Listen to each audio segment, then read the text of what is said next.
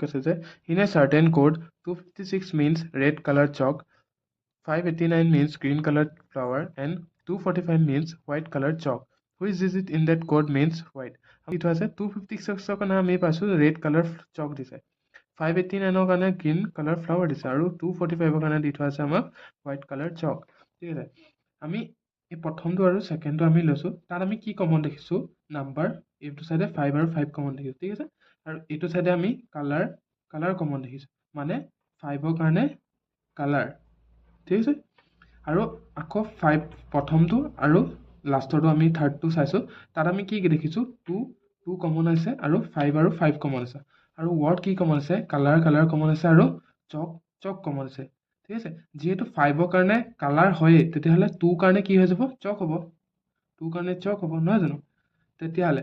এইটো ওয়াৰ্ড 4 থাকি গল 4 ৰ কাৰণে তেতিয়াহলে কি হ'ব